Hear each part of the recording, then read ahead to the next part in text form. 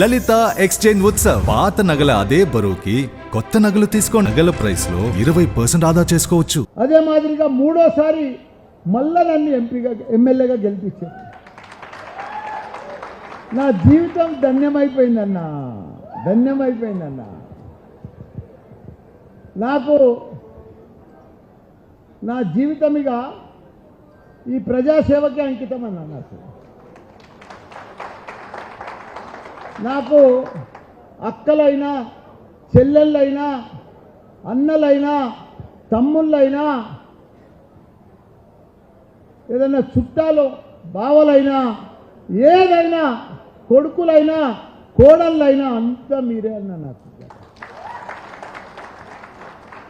ఎందుకంటే నాకు కూడా 71 సంవత్సరం అయింది. నేను ఇక్కడ మళ్ళీ రాజకీయంగా ఇప్పుడు నిలబడేగా ఇది లాస్ట్ 5 ఏళ్ళు నాకు. మీకు మంచిగా సేవ చేస్తా, అన్ని రకాల కూడా ఇప్పటికే చేసిన. మా సీఎం కేసీఆర్ గారి ఆశీర్వాదంతో అన్న జగదీష్ అన్న నేను లాస్ట్ 4.5 years 5 yearsలో మంత్రి ఉన్నా. మంత్రి ఉన్నప్పుడు 2 ఏళ్ళు కరోనా వచ్చిందన్న. 2 ఏళ్ళు కరోనా వచ్చింది. మిగతా 2.5 సంవత్సరాలన్నా నాది 6,38,000 ఓట్లు. తెలంగాణలో 3 కార్పొరేషన్లు 7 మున్సిపాలిటీలు ఉన్న ఏకైక తెలంగాణ నియోజకవర్గం మేడ్చల్ నియోజకవర్గం. ఎక్కడ 10 మున్సిపాలిటీలు లేవు, ఎక్కడ కూడా మన మేడ్చల్కే ఉన్నాయి. నేను మంత్రి అయినాక ప్రతి సర్పంచ్ని గెలిపించుకున్నా, ప్రతి ఎంపీటీసీని గెలిపించుకున్నా, ప్రతి ఎంపీపీని గెలిపించుకున్నా, ప్రతి కౌన్సిలర్ 210 మంది కౌన్సిలర్లు కార్పొరేటర్లు ఉంటే 190 మందిని గెలిపించుకున్నా.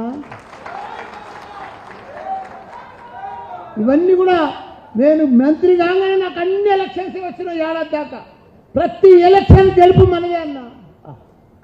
95% మనదే అన్న ఎలక్షన్స్.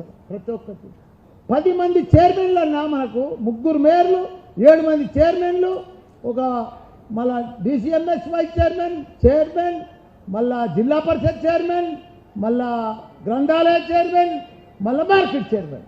13 మంది చైర్మన్లు అన్నా ఒక్క నియోజకవర్గానికి. దేశంలోనే ఒక చరిత్ర మళ్ళన్నది. దానికి ఎన్ని పనులన్నా జవహర్ నగర్ అని ఉన్నదన్నా ఏమీ లేదు. ఆడ మొదలు తుంకుట మున్సిపాలిటీ మండలంకే ఉండేది, అదే షామీర్పేట మండలంకే ఉండేది. అక్కడ ఒక రోడ్డు లేదు, డ్రైనేజ్ లేదు, డంపింగ్ యార్డు, దాన్ని ఎవడు పట్టించుకోలేదు. కేటీఆర్ సార్కి చెప్పి 200 కోట్లు తెచ్చి అలా తాగునీరు లేకపోతే ఇప్పుడు ఇంటింటికి నల్లలు ఇప్పించిన, రోడ్డు లేకపోతే ప్రతి రోడ్ వేయించిన, గల్లీలా డ్రైనేజ్ వేయించిన, బ్రహ్మాండంగా చేసిన, 40,000 ఇళ్ళ పట్టాలు ఇప్పించిన నా 58 కింద. ఏది మనం దొంగ బేరాలు చేస్తామా? మనం దొంగతనాలు చేస్తాం. వాళ్ళ దాంట్లో వాళ్ళు దొంగ బేరాలు చేస్తారు, దొంగ కబ్జాలు పెడతారు. వాళ్ళకు అవసరం పోలీస్ స్టేషన్, ఎంఆర్ వాళ్ళు. మనకేముంది? కష్టపడేటోళ్ళం, ప్రజలకు సేవ చేసేటోళ్ళం, మనం ప్రజలలో ఉండేటోళ్ళం, మనం ప్రజలకు పని చేసేటోళ్ళం మనం. కాబట్టి మనం ఏది కూడా అధైర్యపడొద్దు, మీరు ధైర్యంగా ఉండండి. ప్రతి ఒక్కరిని కూడా ప్రజలు మనెంబడే ఉన్నారు. మనం మంచిగా భారీ మెజార్టీ తోటి ప్రతి ఎలక్షన్, ఎంపీ ఎలక్షన్ అయినా, ప్రతి సర్పంచ్ ఎలక్షన్ అయినా నేను మీ దగ్గరకు వచ్చి, ఎందుకంటే ప్రతి ఊర్లో నేను రోడ్లు వేపించిన, గుళ్ళు గడిపించిన, నాకు ఓటు అడిగే హక్కు నాకే ఉన్నది.